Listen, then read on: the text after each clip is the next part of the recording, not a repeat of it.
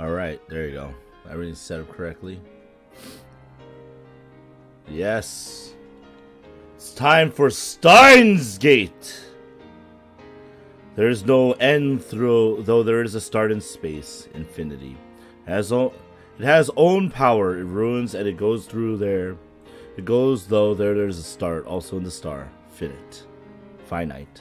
Only the person who has wisdom can read the most foolish one from the history. By the way, this is all like English. It makes no sense. The fish that lives in the sea doesn't know the world and the land. It also ruins and goes if they have wisdom. It is funnier that man exceeds the speed of light than fish start living in the land. It can be said that this is an final ultimatum from the god to the people who can fight.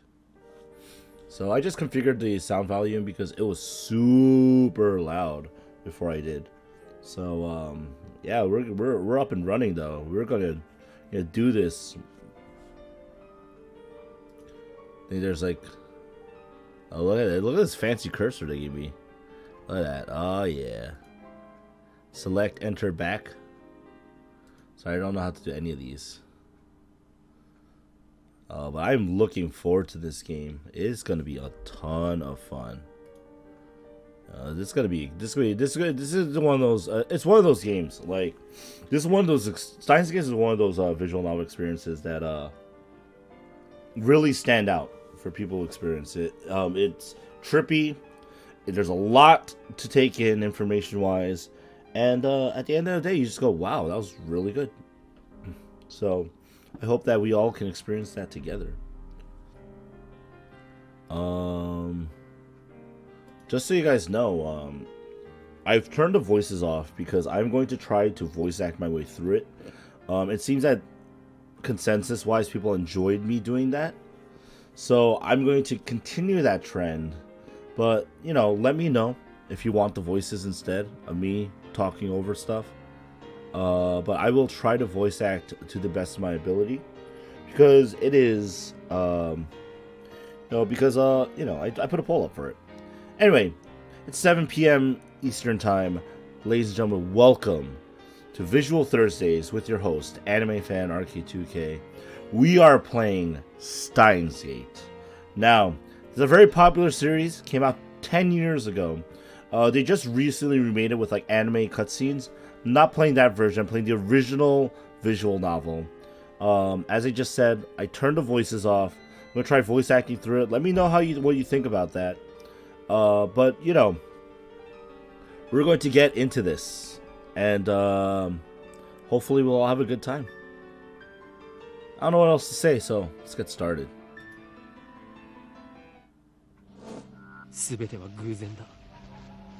Everything is coincidence. That's Hououin Kyouma. ここでは真実を語っているんであって、断じて中二病の妄想なんかじゃない。きっかけはほんの些細なことだとしても、それが未来の大きな流れを決定づけてしまうこともある。Interesting. バタフライ効果という言葉を知っているか。知らないなら調べるのだ。それぐらいの慎重さが求められているのだということを理解しろ。残念ながら俺は慎重じゃなかった。自分の愚かさを分かっていたら、あいつを失うことになんてならなかった。未来をこんな形にしてしまうなんてこともなかった。分かるはずがないだろう。その瞬間、自分の手に人類すべての運命を決定づけるような重大なターニングポイントのスイッチが握られているなんていうことは分かるはずがないんだ。考えてもみるがいい。普段の人間の知覚は 99% が遮断されている。人は自分で思っている以上に愚鈍な生き物なんだよ。普段の生活に追われている何気ないことなど気にも留めないし、知覚したとしてもすぐに忘れるか脳が処理をしないかのどちらかなんだ。So the movies are not, they're voice acting. うかつなことをするなと、軽率なことをするなと、見て見ぬふりをするなと、もっと注意を払えと。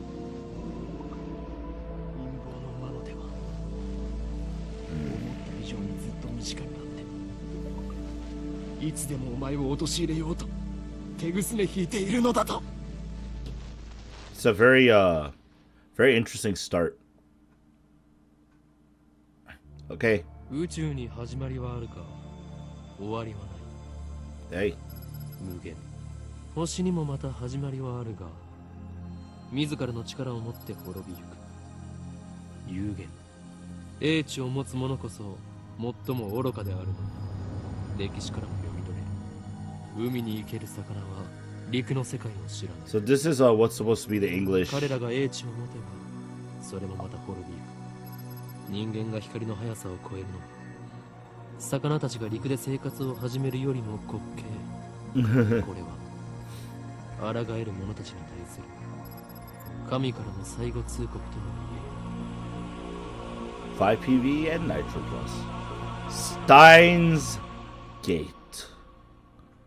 Ooh, that's great. That's great. So far, so good. I got my cursor back. Yay. I don't know who's talking yet. Hey, what are you mumbling about? There's no sound from the phone against my right ear, only silence. Oh, okay, it's Okabe Rintaro. I'm baking in the summer sun. Sweat slowly slides down my chin and drips onto the asphalt. Ocarine! Earth to Ocarine! Girl is standing in front of me. She calls my name with an inquisitive tilt of her head. We're about to infiltrate deep into enemy territory, yet despite the imminent risk of death, there's no hint of tension on her innocent, childlike features. I cover my phone's mouthpiece and turn to the girl with an index finger to my lips. You talking to someone? I nod and put my phone back to my ear. Anyway, still no sound from the other side. My contact is wise to maintain silence. The whole area could be bugged. Also, you notice the phone is off. No. I was just talking to someone. Everything's fine. I'm about to infiltrate the assembly hall. Still no reply. Looks like they just want my report. It's too dangerous to waste time talking here anyway. Yeah, Dr. Nakabachi got the jump on us, but I'll make sure he tells us everything. What? The organization is already on the move! I opened my eyes wide to match my shocked tone. Wait, what was that? It said, like, something showed up. Oh, no. That's not what I want. Cancel. Menu. Tips list. The organization. The organization is the organization. Nothing more, nothing less. Its formal name is something else. Even uttering that name is a death wish. For that reason, all who know of its existence call it simply the organization. Also, it says Chunibyo, so I think that's just in his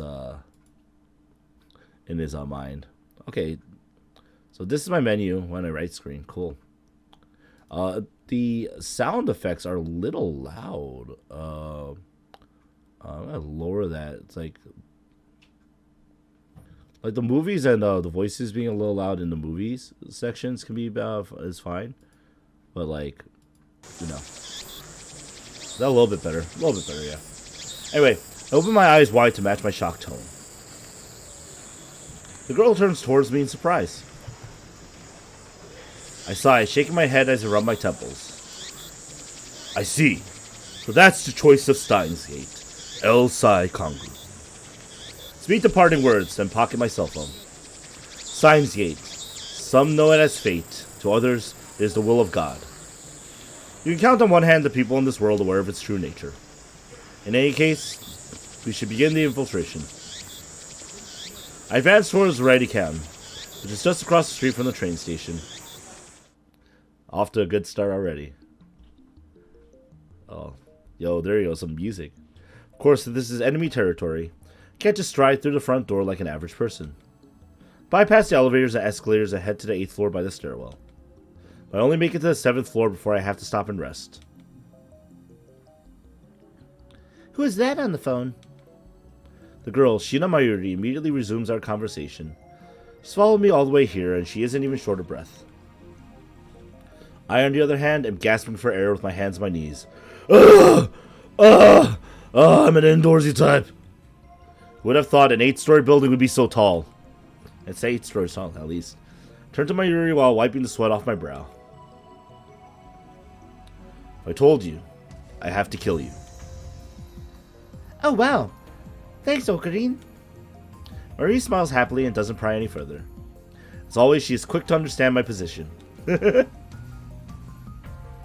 known each other since we were both little. Marie is 16, 2 years younger than me, so she's more like a little sister than a typical childhood friend. I've been looking out for her as long as I can remember. I used to hope that Marie might become the key to Steins Gate, but now I've reconsidered. I don't want that terrible fate for her. She should live a normal life. That is my present wish. Dun! Up the floor. Continue to the 8th floor, enter the assembly hall. In front of us stands a cheap-looking stage with a podium and a sign reading Dr. Nakabachi's Time Machine press conference. Ocarine, Ocarine! Marie insists on calling me Ocarine, but it's neither my real name nor my code name. It's just one of those annoying nicknames people use. How many times do I have to tell you, don't call me Ocarine? Huh? But I always called you that. That was then. I have since become Hououin Kyouma, the insane mad scientist, hunted by secret organizations the world over. Mwahaha! Oh, this is gonna be a lot of fun. But that's too hard to remember. In any case, Hououin Kyouma is my true name. Alright, what's a true name? What's a true name? Alright, let's find out. Okay. Tips. Name that describes one's true essence. Soul name. Also Chunibyo. Also delusions and fantasies. Cool. And besides, it doesn't even sound like Okabe Rintaro. You're weird. Cease your foolish laughter. Okabe Rintaro may be my real name, but I have rejected it, for it is stupid. And so I also hate the derivative Ocarine. Come on, it sounds like that elf boy's blue pipe thing. Oh, Ocarina? Anyway. So, Ocarine, can I ask you something? 1 year and out the other. She's been calling me that for 5 years now, so maybe it's time to give up. What are you doing here? Wait, you follow me here without knowing why. Yep. Goddamn Mairi. She nods without dropping her smile. We're here for Dr. Nakabachi's press conference. We're standing in the assembly hall on the 8th floor of Radican. It is here that the conference will be held. Dr. Nakabachi is an inventor. He appears on TV from time to time and has a few patents under his belt. Mostly he is treated as a curiosity. Press conference? But where are the reporters? Mariu's right. I've scanned the entire hall, but there's no one who looks like a reputable reporter or cameraman. There are only about 10 of us standing in the hall, including me, and the rest of them are invisible. Considering Nakabachi's moderate media presence and the fact that he claims to have invented a time machine, I would have expected more. Could this be the organization's working its twisted influence? Twist my lips into a sneer. I have to get better at reading, so I don't stutter on his lines. Hououin Kyouma does not stutter on his lines. I'll try to maintain that confidence. I thought that Nakabachi was like me, a scientist fighting to overthrow the organization. This press conference suggests other motives at work. Our enemies won't miss this chance. I prefer not to get wrapped up in this mess. Nevertheless, I'm interested in what he has to say. That's why I'm here, blowing an afternoon on my precious summer holiday. Marie ponders my utterance for a while before finally turning her head. You wrapped something? Is it his birthday too? Let out a sigh. Marie is known to not only make bad jokes, but to laugh at them too. She's always been special. Keep your guard up, Mairi. I suspect this won't be a normal conference. Whoa. I didn't even finish my sentence. Are we under attack? Are they trying to fry our brains with electromagnetic waves? Is there a giant explosion? Whoa. Okay, so, wait, give me a second.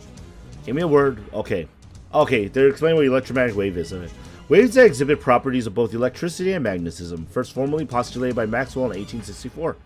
The electric field and magnetic field's oscillations cause them to mutually propagate each other, resulting in a wave that radiates through its surroundings. This is why it's called electromagnetic radiation. The M waves are divided by frequency into radio waves, infrared light, visible light, ultraviolet light, X-rays, and gamma rays.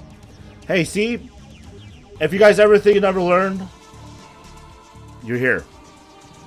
Dust falls from the ceiling as the floor shakes. We're definitely under attack. It's coming from above, but we're on the top floor. All that's above us is the roof.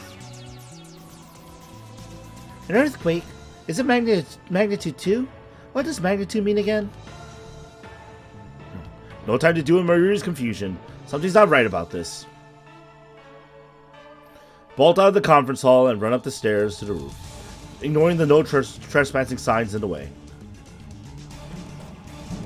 Door is open. Upon closer inspection, I realize that the lock has been broken. I open the door and see a billowing cloud of black smoke. There's some kind of phosphorescent dust sparkling in the air. An explosion! Explosions! Anyway, I can't believe it. Was it really an explosion? My heart is racing. Damn, I don't know what to do. Should I run away? Why an explosion? Terrorists? No, that doesn't fit. I mean, how do you explain that? Ta-da! What the? Well, they're playing serious music, and we're already up to a serious moment. A strange machine is sitting in the middle of the roof. It's huge, maybe 3 meters tall. It looks kind of like a satellite. Did that thing cause a shaking just now? Who put it here? Was it Dr. Nakabachi? This is part of his presentation. Impossible. Even if that were the case, how the hell would he get it up here? My head is bursting with questions. As I search for the courage to approach the machine, a throng of reporters and building staff bursts onto the rooftop. They look just as confused as I am.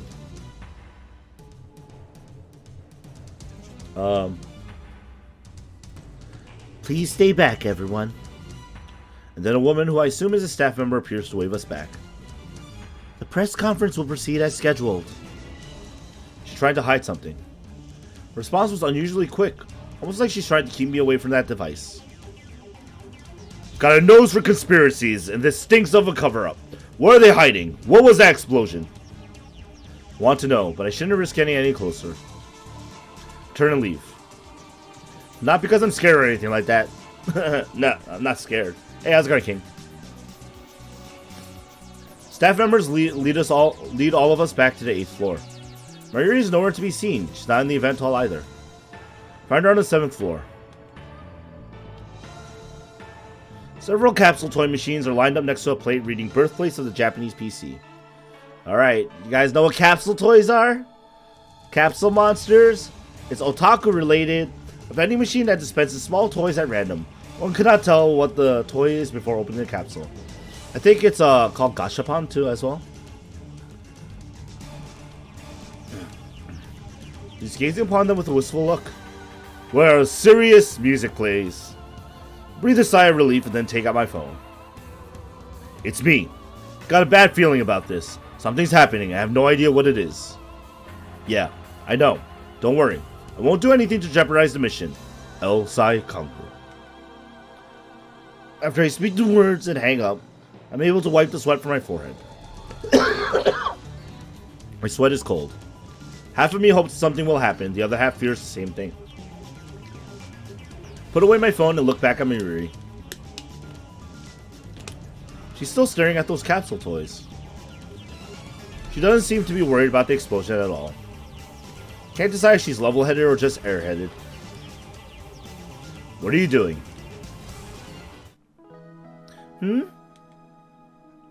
Well, I really want an Upa. Just as I thought. Marie points to a capsule machine. Sign on the front says Rainet Kakeru 3D Character Doll Series. Rainet Kakeru is a popular anime series with its own card game spin-off, Rainet Excess Battlers. They even hold international tournaments.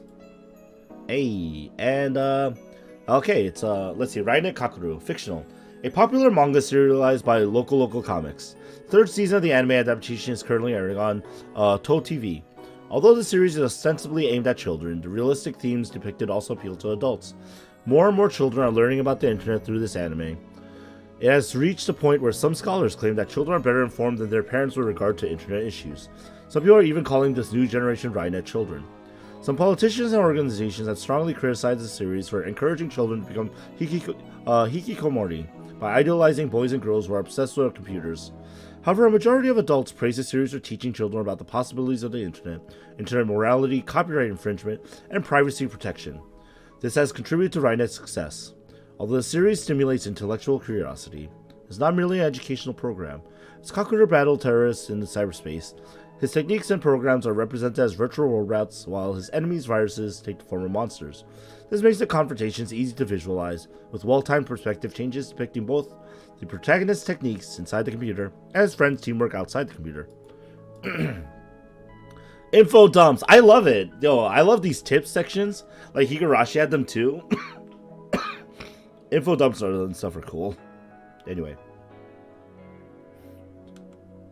Upa is the series' mascot character. Resembles an elliptical egg with limbs sticking out, like some kind of deformed dog. Upa. It's what they call an ugly cute character. Oh yeah. Teach you about Kaira, you two must love it. High school girls find these creatures adorable for some reason. Last year, an ugly frog character was the rage. His name escapes me though. Keroro. Then go for it. I can't guarantee you'll get a Upa though. Murray gives you a troubled smile. But Mayushi's all out of 100 yen coins. Mayushi is what Mayuri calls herself sometimes. According to her, it's supposed to have a star at the end of it. Mayushi! Kira! But who really cares? So can I borrow 100 yen, please? She holds her hands out with a look like a begging puppy. Looks like she was planning this from the very beginning. See? Mayuri is actually super smart. She knows exactly what to do to get what she wants. And if you ask me to tell you what she really wants, she wants some Upas. Well, at least she didn't say gimme. Do you think it's that easy, Mayuri? You'll get no money from me. Instead, I'll show you just how harsh life really is.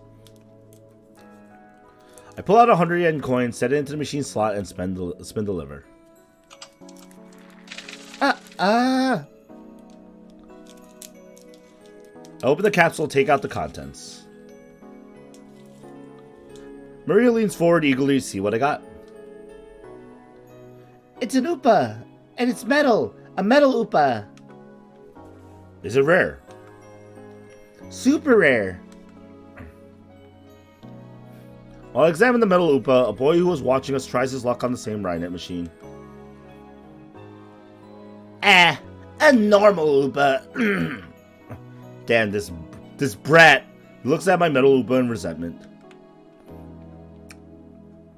I turn to see Mayuri's sparkling eyes also fixed on the Upa. Hey, high school girl, you're acting like a little kid.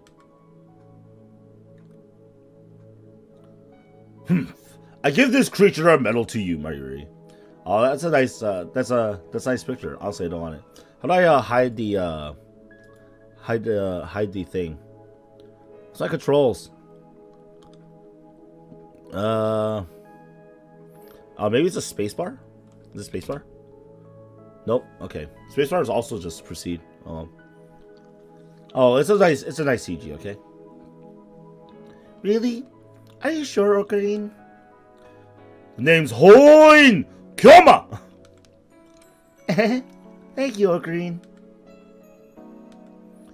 Is she doing it on purpose? Ah, that's cute. Thank you all for coming to Dr. Nakabachi's Time Machine press conference. I hear the announcement from the floor above. Sounds like they're starting. Ta-da! I head to the stairs. But Mayuri doesn't follow. Let's go, Mayuri. Just a sec. I gotta write my name on it. She's preoccupied with the metal Upa. I go on ahead. Without further ado, I am pleased to introduce the inventor, Dr. Nakabachi. Please welcome him with a big round of applause.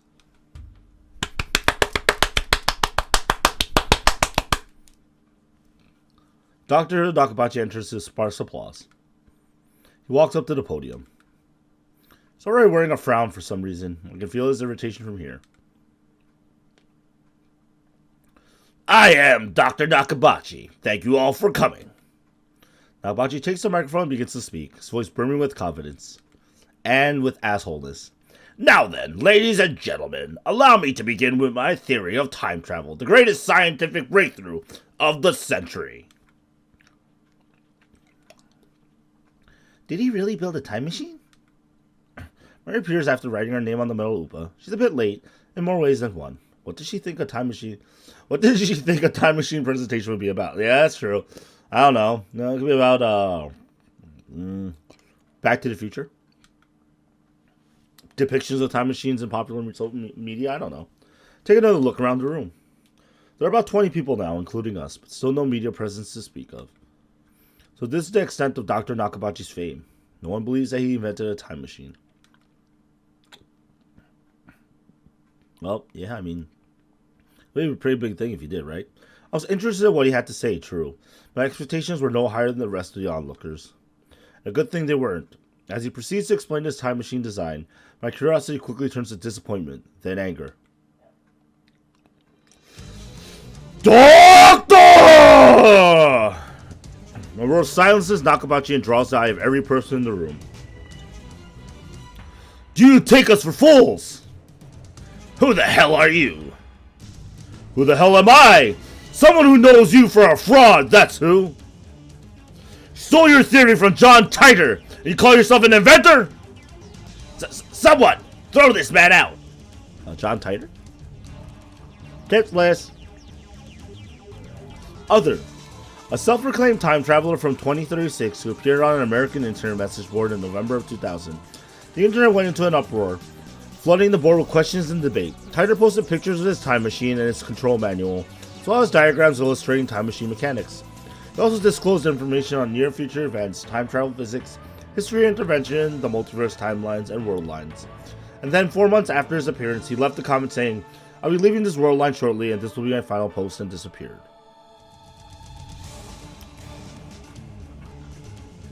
Throw this man out! You're the one we should throw out, Doctor! Have you no shame? You have no right to call yourself an inventor! Shut your mouth, you little pest! Just as someone grabs my arm from behind. Quite convinced it's officially to throw me out, I turn around to glare him down. Unhand me, you! Huh? Hey, sup? It's a girl about my age. I'm wearing short shorts. Wait, what? Her tense stare seems to challenge me. I take a step back. Her face looks somehow familiar. Where have I seen her before? We haven't met, but I know her face. It's Makise Kurisu. A few days ago, my friend Daru showed me a magazine article titled "Girl Genius Gives Lecture in Akihabara." The article was about a 17-year-old girl who had just graduated from an American university. Her thesis was even published in a major scientific journal. Girl genius, Makise Kurisu. I recognized the stubborn-looking girl from her photograph. Photograph by United Dex Publisher. Cool. May the memory days hospital. Alright, so let's try to read this English. Somewhat 17-year-old girl, Kurisu Makise, announced surprisingly thesis in the Far Eastern island nation. The thesis, even if it is impossible, each man's making to data is possible. It is making each man's memory data. The possibility is bold, and it discusses it in detail. Research and study are that credibility is very high. And spelled wrong, A-N-D, N-D. It is certain only. Okay, yeah. Kurisu. That name sounds familiar. Anyway, she's even wearing the exact same scowl. What business could such a genius have with me? She takes a quick look around the room, then turns back to me with a stern expression. Could you come with me for a moment?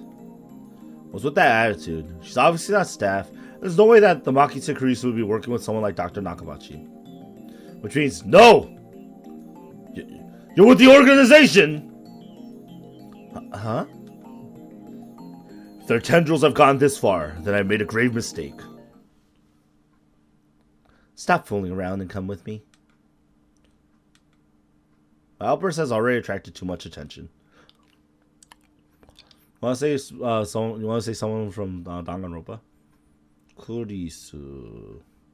I don't know. Nakabachi in particular looks like he wants to rip my head off. Must be mortifying to be exposed as a fraud by a bright young man like myself.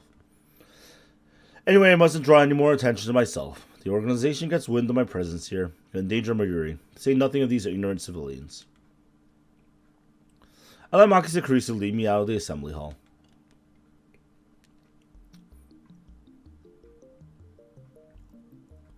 Try anything and people are sure to notice. What will your superiors say then? Playing the music. What are you talking about? She glares at me, quite fiercely at that. Attractive though she may be, there's no innocence in her eyes. Beautiful agent, unmatched in cruelty. My heart beats in exhilaration from the danger. Looks like chaos really does get my blood pumping. Heh, heh, heh. I just need to ask you something. What makes you think I'll answer? I know how the organization operates! What's with this organization stuff? Instead of answering, I take out my phone and put it to my ear. It's me. I'm been caught by an organization agent. Yes, it's Makise Kurisu. She's a dangerous one. No, it's fine. I'll find a way to... What? Kurisu suddenly snatches the phone from my hand. What skill? Didn't have time to react. What are you doing? Huh? Your phone's off. Who are you talking to? Her eyes pierce deep into my soul. Quickly look away. She's good. She's trying to attack my sense of identity in order to cause a mental break. Recover. This isn't enough to sway me. Your techniques don't work on me. But I'll tell you anyway. That's no ordinary phone. It's designed to deactivate the moment it leaves my hand. Mwahaha! Such measures are necessary to maintain secrecy. I know things that could get me killed. I quickly retrieve my phone and wipe the cold sweat off my forehead. Whew, that was close. So you talk to yourself. Go! This is bad. Ordinary methods don't work on Makise Kurisu, the genius girl. On the contrary, she's the one psyching me out. Damn. Looks like I'll have to make a tactical retreat. We can just find an opening. Suddenly, Kurisu steps up to me with a serious expression. Stares right at me, her huge eyes blazing with strength of will. Such fire. I can't look away. Could someone with such pure eyes really be an organization agent? What were you trying to tell me earlier? Earlier? What are you talking about? About 15 minutes ago, before the conference started. Nonsense. This is the first time we've met. I was with Mayuri and that Upa toy 15 minutes ago. You were trying to tell me something, right? You look really upset. Is it a trap? It does seem like one of the organization's dirty tricks. Would this girl do something that underhanded? You look like you were going to start crying any second. Why? Have we met before? She seems sincere. That makes her even more suspicious. That's right. Don't let her beauty fool you. She's a cold, calculating secret agent. If I show the slightest vulnerability, I'm done for. And how do you know my name? My knowledge has no limits. I'm a mad scientist, after all. Genius girl, our next meeting shall be as enemies. Huh? Farewell! Mwahaha! You'll get used to that laugh, okay, guys? Spin around and take off down the stairs, ignoring her call to stop. Like I listened to the enemy. Damn the organization. They must be serious if they're sending in agents like her. Run all the way down to the 4th floor, checking behind me. Once I'm convinced Makise Kurisu is not tailing me, sigh while rubbing my temples. But can't let them capture me yet. Well then, what do I do now? My mission was to attend the conference and evaluate Dr. Nakabachi's research. Now that I know he's a fraud, there's no real point in going back. I guess I'll just go home. What about Mayuri? Wait, aren't I forgetting something important? Let's see now. What is it? Damn, I left Mayuri behind. I knew she'd be a liability. Shouldn't have brought her along. I was trying to prioritize her safety, but got careless. I'll try calling her first. If she's alright, I can just have her meet me here. With that thought in mind, I take out my phone. I turn it on. Ba-bum. It rings just as I do. An email.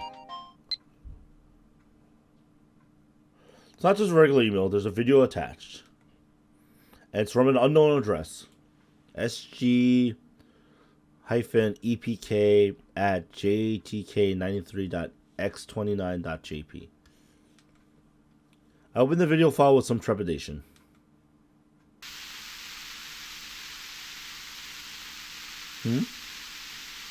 Nothing but noise. Is this a prank? Or some sort of Makise Kurisu style attack? Maybe the noise is some sort of make people go crazy frequency. No, wait. I don't remember giving her my mail address, so I'm probably just thinking too hard. I curse myself for being gullible enough to play the video. I have more pressing matters to deal with anyway.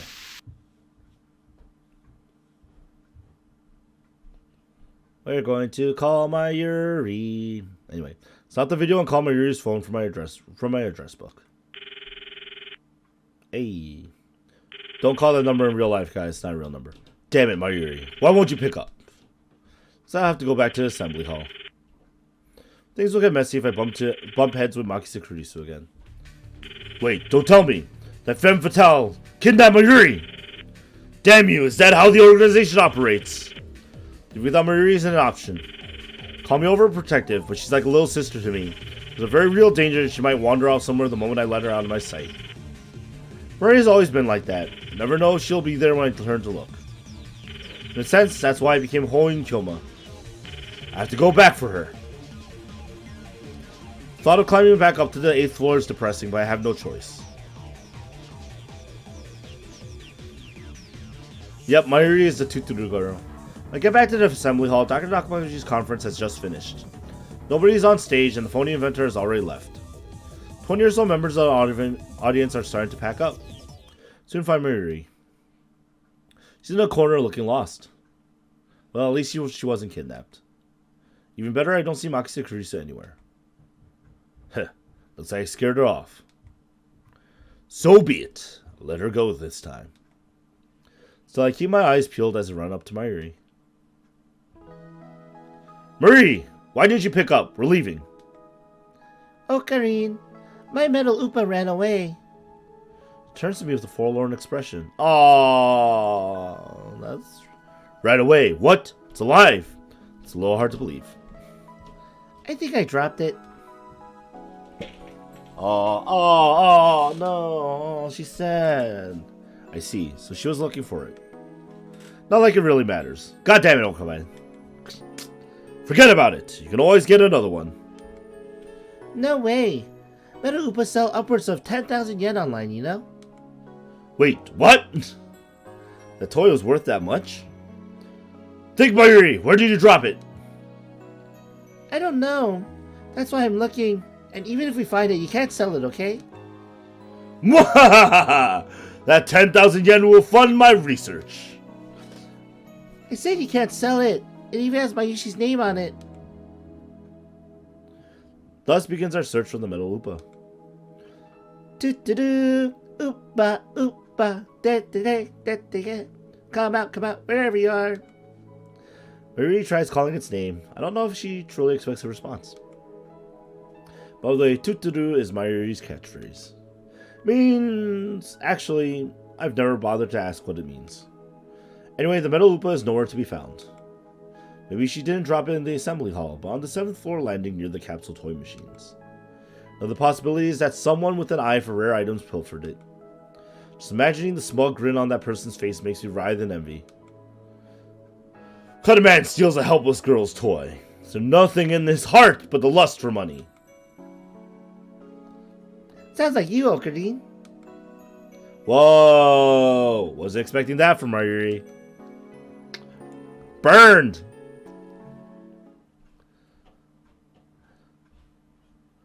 Ah! What? What was that? Was that a scream? I think so. Only the presenter and a few other people are left in the assembly hall. Including Maria and me, less than half the audience remains. Everyone looks at each other anxiously, startled by the scream. Even I cannot suppress a shiver. First, the explosion on the roof. Now this. What's going on here? Mayuri squeezes my hand tight. Stay here, Mayuri. Take a deep breath, preparing myself, and head in the direction of the scream.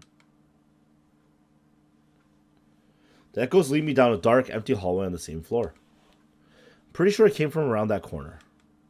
Crouch down and turn the corner slowly, keep my eyes and ears peeled for any sign of danger. And there at the end of the passage, I see it. There's something on the ground. No, someone. Motionless. Who is it? Clothes are familiar. Can't be.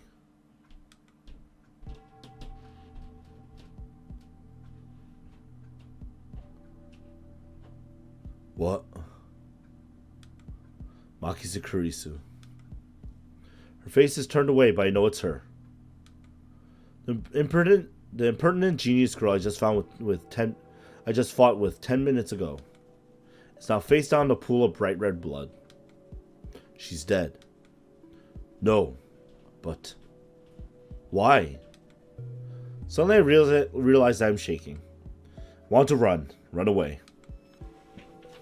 I shouldn't have come. This is wrong. Someone killed Makise Kurisu. There's no other explanation. Who would do such a thing? There's no one left here. Whoa! I twist around in shock. Some other men have followed me.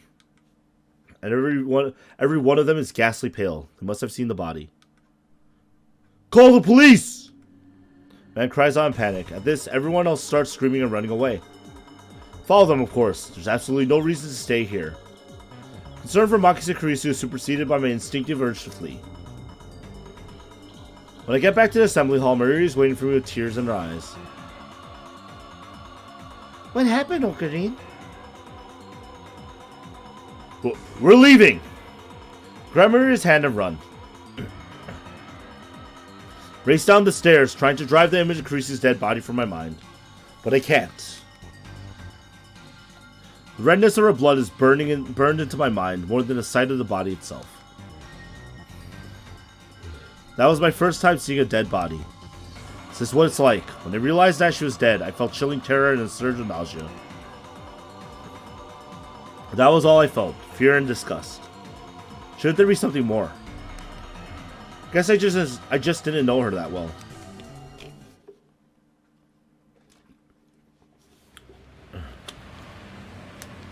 It was Akihabara.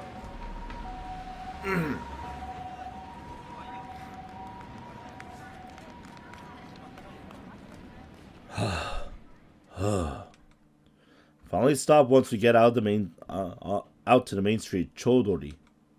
Chest pounds, my breathing labored from running down the stairs at full speed. Alright, let's check what Dori means.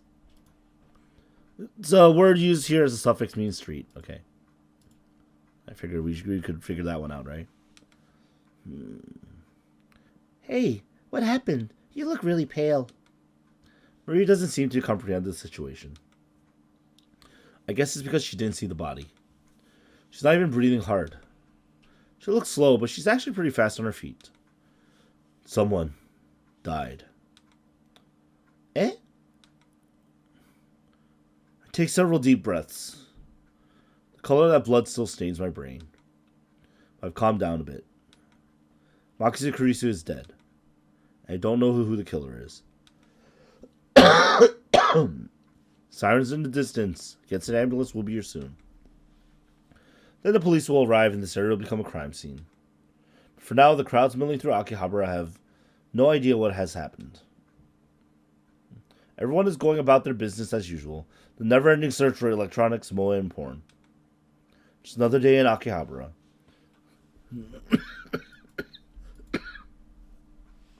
What does moe mean? a word used to describe character traits that are cute or endearing. It includes flaws such as glasses, clumsiness, or ditziness. Also used to refer to the culture of entertainment centered around characters who possess such traits. Pronounced moe. Excuse me. Just choking a little bit.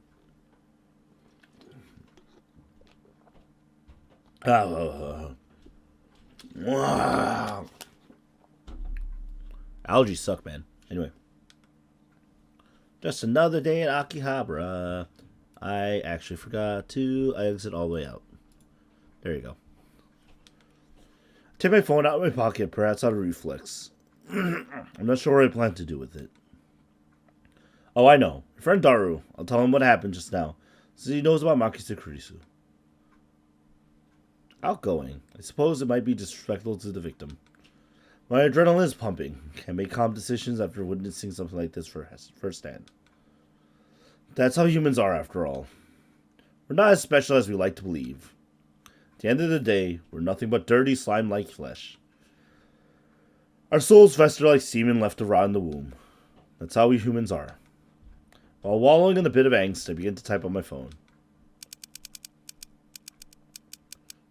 Subject, trouble.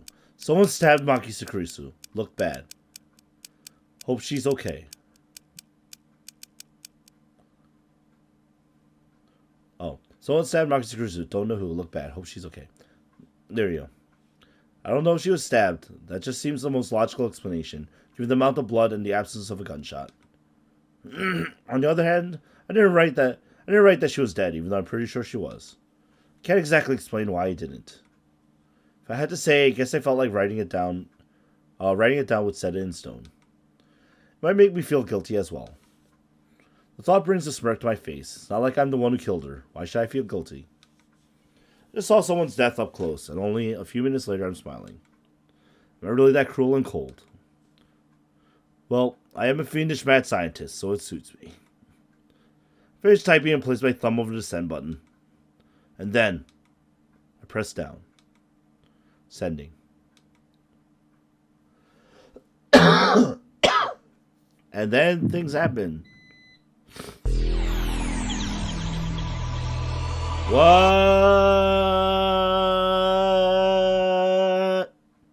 What? What was that? Read it. Look around. They're gone. Summer break. Noon. The busiest street in town. Just now, thousands of pedestrians vanished into thin air. Is this a dream? Am I hallucinating? Oh, give me a second, guys.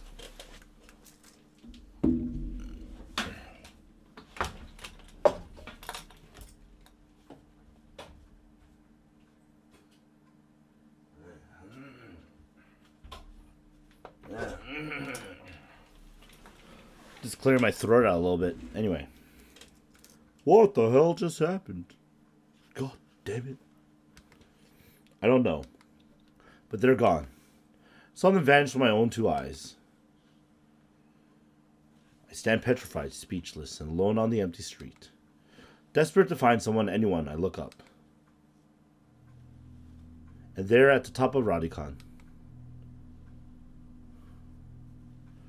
sticking out from the 8th floor event hall where we just were, is a crashed satellite. What? Opening! Granasonic.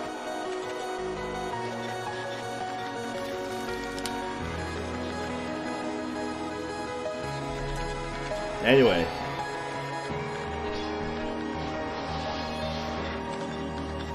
Steins Gate.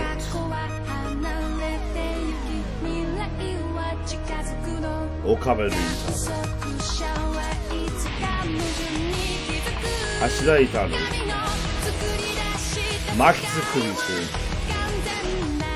Hina Mayuri. Amane Suzuha.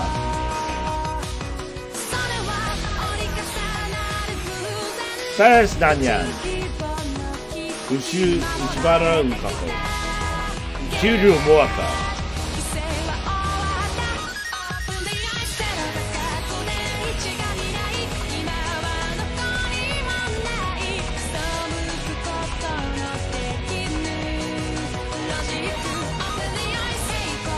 Alright.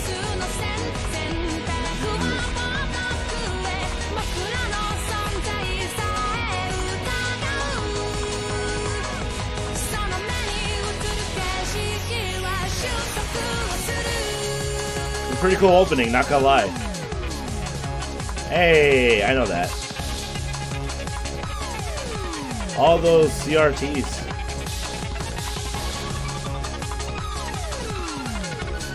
Oh!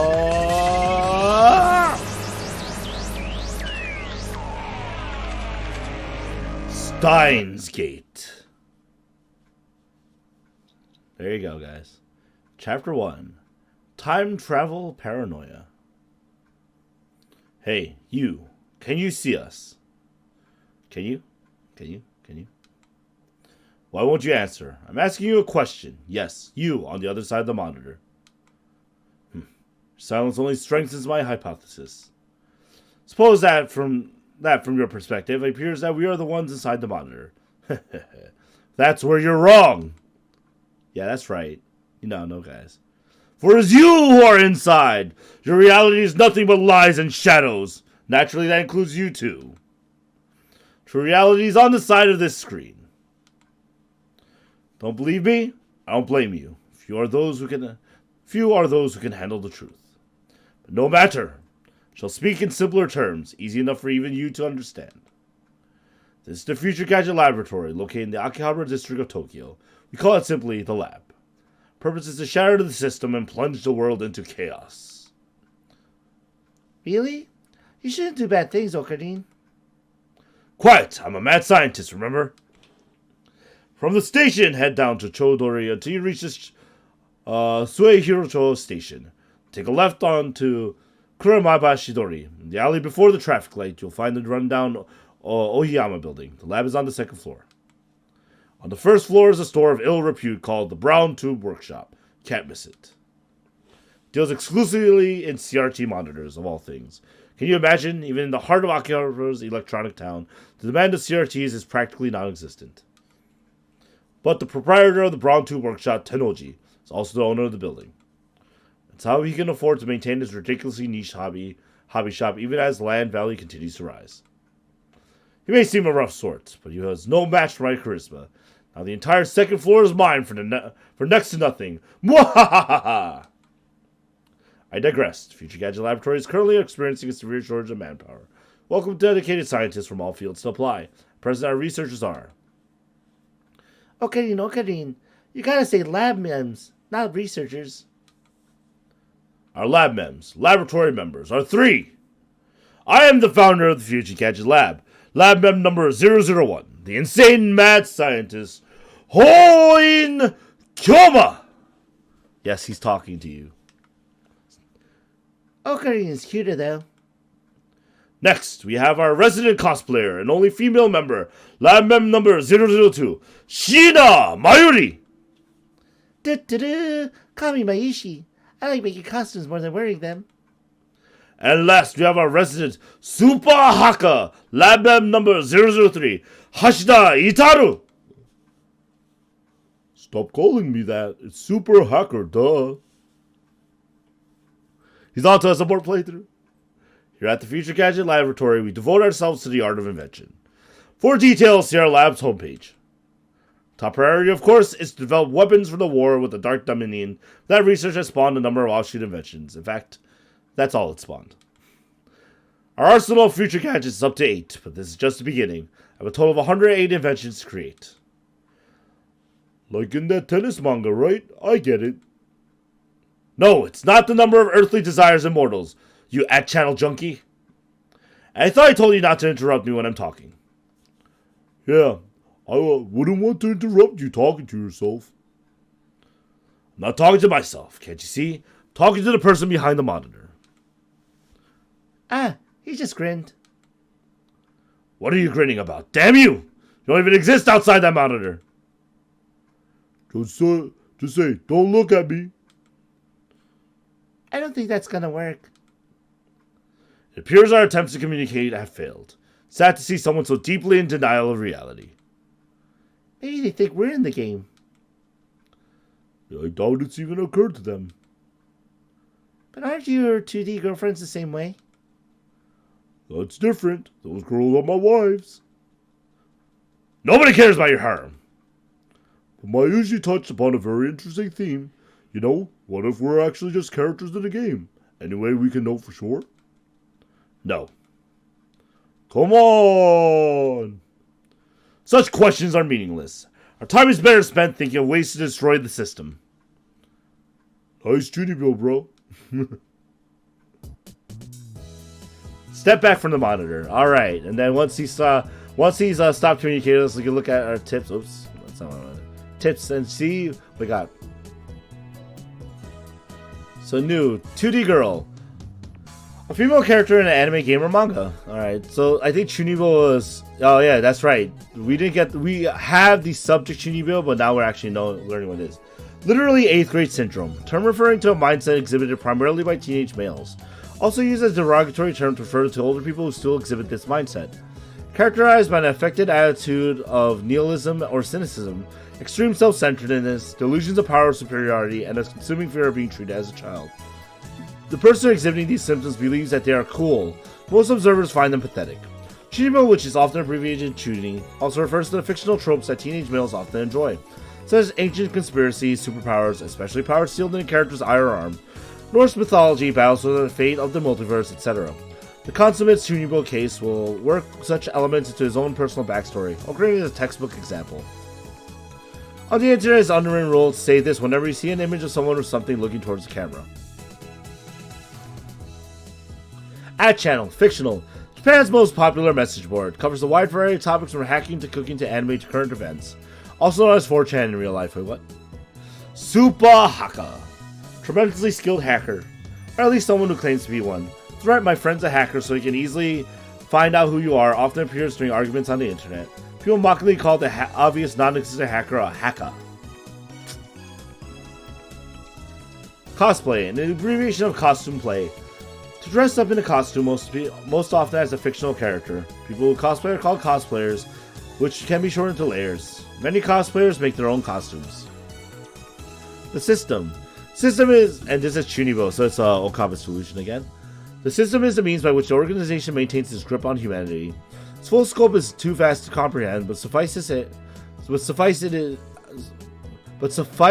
to say, I think it's supposed to be but it is suffice to say that the system gives the organization influence over the government, religion, media, culture, and science worldwide. Most people do not even know that their lives are controlled by the system. It is so deeply embedded in the fabric of society that modern civilization would not be able to function without it. Destroying the system, therefore, would plunge the world into chaos. Alright, there you go. We got all the dialogue out. Let's keep going. Displayed on the screen is the ugly cute character Alpaca. Oh my god. Look at that thing. Also, we got a new word right away. Other. A mammal. Related to the camel. Average weight. 50 to 55 kilo. Oh, this is about alpacas. Okay. Let's see. Anyway. It's the animal. Don't worry about it, okay? This is a game called Alpaca 2, where you speak to Alpaca via microphone and watch him react. The game exploded in popularity when it was released 10 years ago, but personally, I find out the ugly part of Ugly Cute to be true. I bought it yesterday, 500 yen used, headset included. Turned to Dara with a menacing glare. Shut it, hacker! I'm no Chunibyo patient. Swing my hair back and flash a devilish grin. I'm Hououin Kyouma! That's your character name, right? Oh, Daru, your communication skills are beyond repair. I'll have you know I go to a ton of offline meets, and I'm always the life of the party. Alright, before we get this introduction, let's quickly look at what offline means. Members of internet meet in real life. Okay, it's literally what it is. Alright. This fat, bespectacled guy is my brother-in-arms and right-hand man, Hououin Kyouma, nicknamed Taru. He's a hardcore otaku. You can always find him in front of the computer playing games and watching anime. It's Pokemon, right? Or what? He has 2D wives on whom he cheats with 3D maids. I don't agree with his preferences, but to him, anything's fine as long as it's moe. He's a reliable and skilled partner who brings my ideas to fruition. Despite his insistence that software is his forte, he shows remarkable aptitude with hardware as well. Oh, ow! The needle bit my finger. It's me? I don't think I look, I don't look anything like like Daru or Mayuri. Over here, nursing a prickled finger, we have Shina Mayuri, 16-year-old high school student. If you can believe it, I've known her since we were both small. She's also a otaku, nowhere near Daru's level though. This Nitsy girl is in charge of the lab's official costume division for women. Today, she's working on costumes at her usual leisurely pace. Why does the Future Gadget Laboratory need costumes for women? It doesn't. True to say that Mayuri is completely useless. Still, there's no way I would ever kick her out. After all, she was the first one to join the Future Gadget Laboratory. So remember the day Mayuri first came to the lab. It was spring. She said to me, Maishi's Okarin's hostage. I belong here. she's our hostage. She belongs here. Well, that certainly was cryptic.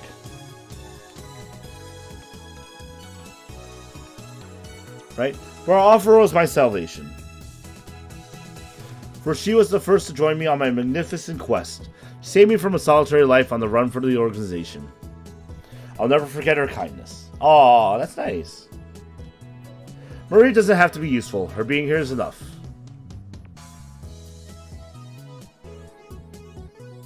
So did a Pokemon say anything? Nope, nothing. The human face of Palka inside the monitor was completely unresponsive. So unresponsive you'd think the game was bugged. Whatever, I give up. Never again will I play this boring game. Damn antisocial Apalka! I curse his name and smack the TV. As soon as I do, TV makes a sound like it's shorted and then the screen goes blank. I change the channel. Nothing. Check the power cable. Nothing. Whack it again. Nothing. Guess it's broken. Damn. This crummy TV is on lease from the Brown Tube workshop downstairs. It's probably just old. You made Mr. Alpaca angry. Damn, I'll have to get it repaired later. This is fun. Turn off the TV and lie down on the couch. Like a lazy bum. I'm fed up with the humidity of Japanese summers. I stare at a conspicuous stain on the ceiling while fanning myself. Close my eyes. And what naturally comes to mind is that the impossible scene I saw an hour ago. Oh, back here. They're gone. As I left Radicon, everyone vanished before my eyes. I can't explain it. It wasn't just the people on the street. The people in the store is gone, and the restaurant's gone. Even the cars vanished, drivers and all. It all happened in the blink of an eye. Suddenly, an empty city spread before me. I could still hear the music from the stores, but those catchy melodies were the only sounds of life remaining. Heat was rising from the asphalt in waves, but I felt only a cold chill down my spine. I just stood there, breathless, until... What's wrong? Murray's voice brought me back to reality. Murray hadn't disappeared. She was right there, looking at me with questioning eyes. Everyone's disappeared just now, right? Huh? Saw it too, right? Just now, before our very eyes. Panic took hold as the enormity of what had just happened struck to me. Unable to control myself, I grabbed Mayuri by her slender shoulders and shook her. Ah! Do you see it, Mayuri? You saw it, right? Huh? Mayuri's head flopped back and forth from my shaking. Ah! I didn't see anything. Ah. You didn't. I stopped shaking her and looked straight into her eyes. She turned to gaze with eyes clear as glass models. Saw nothing? Nothing at all? There were people here a second ago, weren't they? They were? I mean, the store employees are gone. That's impossible by any measure. Of course they are. Her reply didn't make any sense. It was like this when we got here. Oh, I know. You're seeing things, aren't you? What? I'm sure it's because of the heat. Doo-doo-doo. How could she laugh at a time like this? I always thought she was a bit strange, but maybe her brain is actually broken. I realized that she couldn't help me. With nowhere else to turn, I look up at the bright blue sky. There wasn't a cloud in sight. The scorching summer sun shone bright through the gaps between Akiba's buildings. Naturally, my eyes drifted to the top floor of Radicon, where I had just a moment before. Well, hello. There it was, an enormous machine, like some kind of satellite, embedded in the roof of the building, where not 5 minutes before I had found Makise Kurisu's body in a pool of blood. What happened to her? Just before everyone disappeared, I could have sworn I heard an ambulance siren. Makise Kurisu might still be in that dark, narrow passageway, cold, bloody, and alone. The thought disturbed me, but the question at the forefront of my mind was, what the hell is that satellite doing there? Right before Dr. Nakabachi's presentation, the building shook like a bomb and exploded. The roof door lock had been broken, and beyond it someone had placed a satellite-like machine, shrouded in smoking, glowing dust. When I first saw it, the satellite was on the rooftop. But that's not what I was seeing now. The satellite had penetrated the top floor of the building, obliterating the room where Dr. Nakabachi's press conference had been held. It must have fallen out of orbit without burning up in the atmosphere somehow. I knew it was crazy, but what other explanation could there be? The real question was, when did that happen? Murray, about that satellite. Yep, what a surprise, huh? What do you mean, what a surprise? What was the surprise? It made a huge kaplow sound. Huge kaplow? So it did make a sound. I don't think it was kaplow. It sounds more like a zzz. Did that satellite fall out of the sky? Did it? Do you think any aliens were on board? Had I lost my mind? What I had seen didn't match at all with what Mayuri was saying. Suddenly nothing seemed real. Had I dreamt at all? Hey, you two! So a uniformed policeman ran up to us, his expression stern. What do you think you're doing here? This is off limits. You have to leave. We're sorry.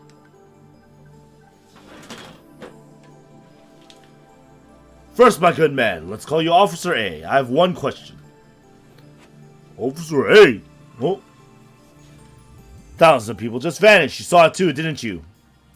What are you talking about? Get out of here. I was quickly losing confidence in my own memories.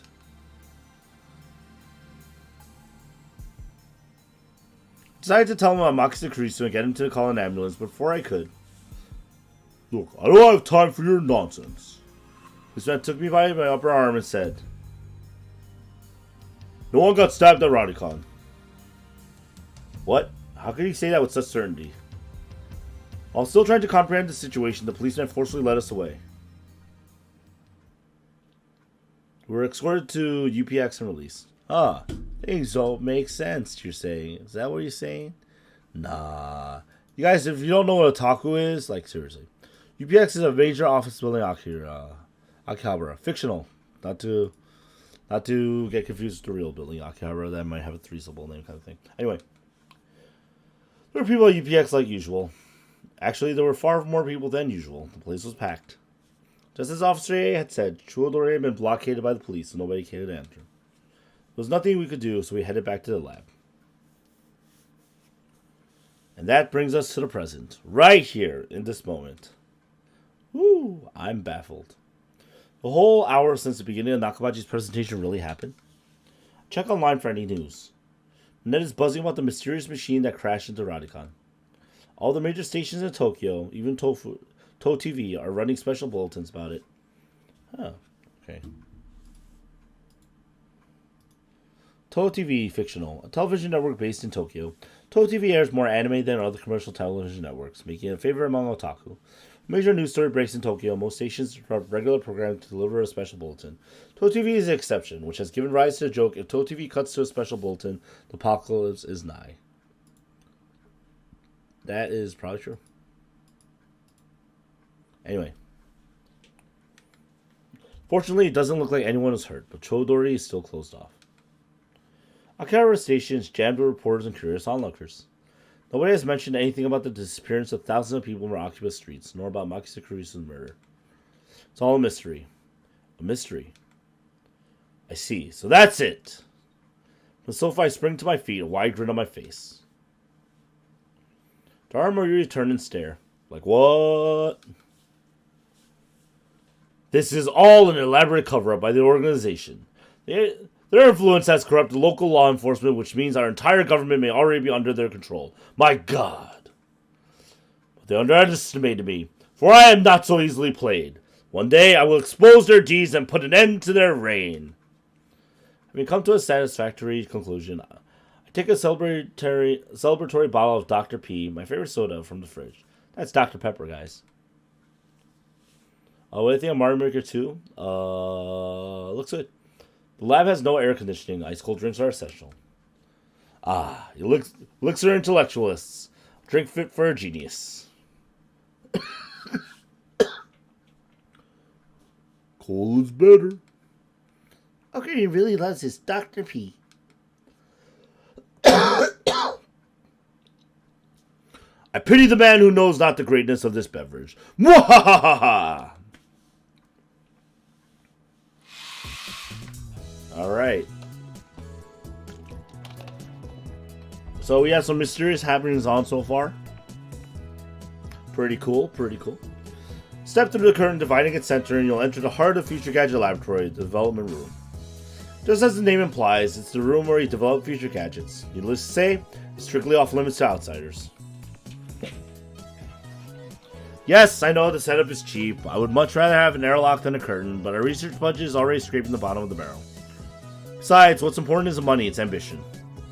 Poke Daru and bid him to follow me into the development room.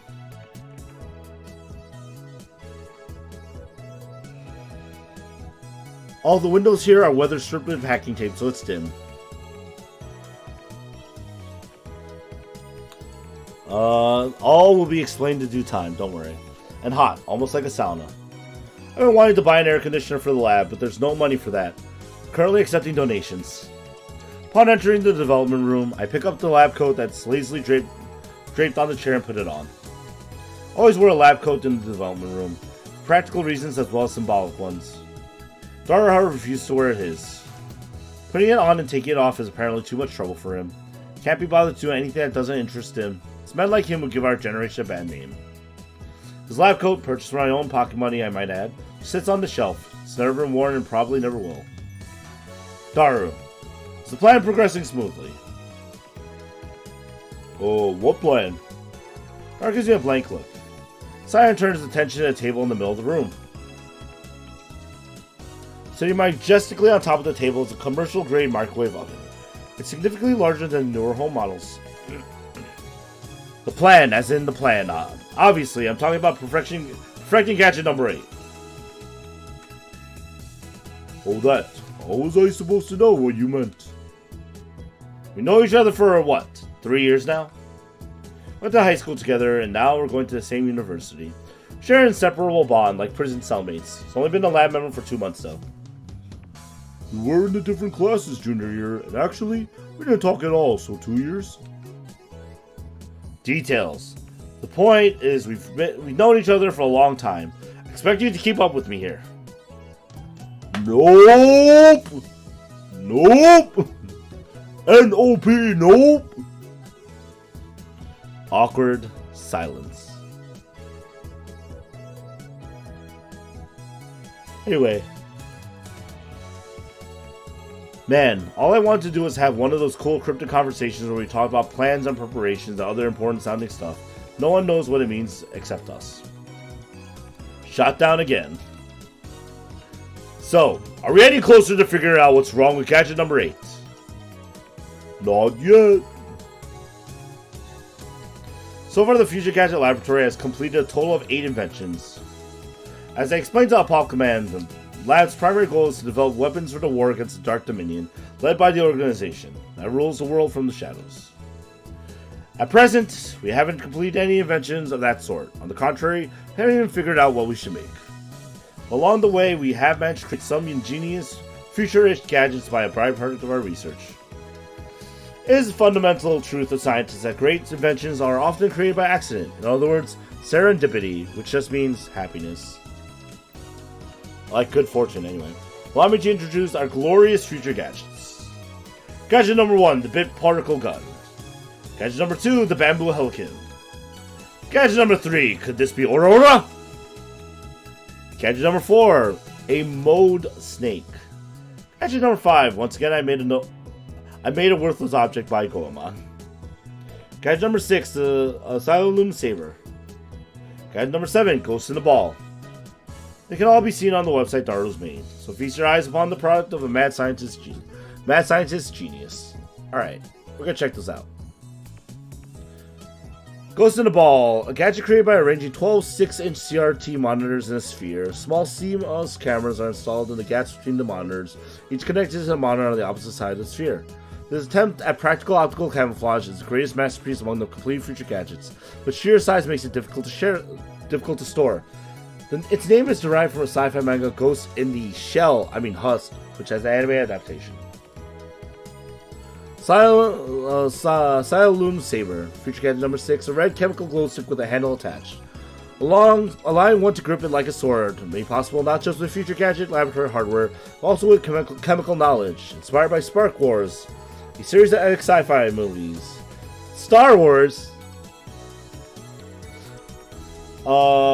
Future gadget number 5, created by combining a dryer and a vacuum. The dryer is operated using the exhaust of the vacuum. Its name is referencing to the popular anime Lupin the Third.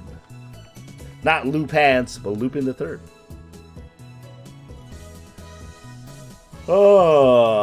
Future gadget number 4, an instant super humidifier. Uses electric heating coils to quickly boil a large volume of water.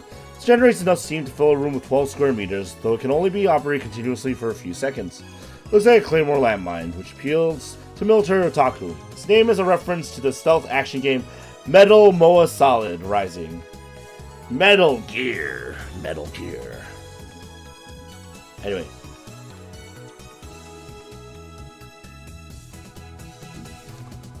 Ooh, I'm like running low on breath to breathe. Future gadget number 3. A lie detector based on thumb perspiration, though it might be more appropriate to call it a sweat detector. You have to admit, it's a pretty clever invention. Its name is a reference to the classic manga, JoJo's Bizarre Adventure. So, the lying sweat, if you're watching part 5, that's where it's from. Bamboo Helicam. A CCD camera mounted to a bamboo toy helicopter. The camera is attached to the helicopter's fulcrum, allowing it to record aerial footage unpowered. However, the images rotate at high speed, so you might get dizzy if you keep looking at it. The name originates from the sci-fi manga 22 Imon. What is that, like 11? Something? And future gadget number 1, the very first future gadget. Toy ray gun with a TV remote jammed inside. You can change channels by pointing at a TV and pulling the trigger. However, the only supported button is Channel Plus. While the buttons like volume are usable. Turn the TV on, you must manually flip the switch on the TV. Its name is a reference to the classic Japanese robot anime Mobile Jacket Gundam, aka Mobile Suit Gundam. So you guys don't know what serendipity is. It just means a good fortune or something. And microwave oven. This is literally just a microwave oven.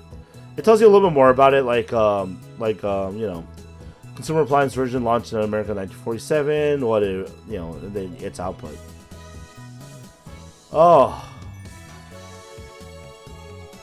Oh my God! There's so much reading. Man.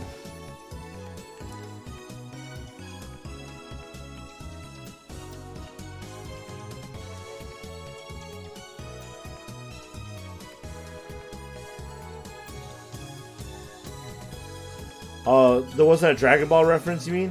They'll make other references, don't worry.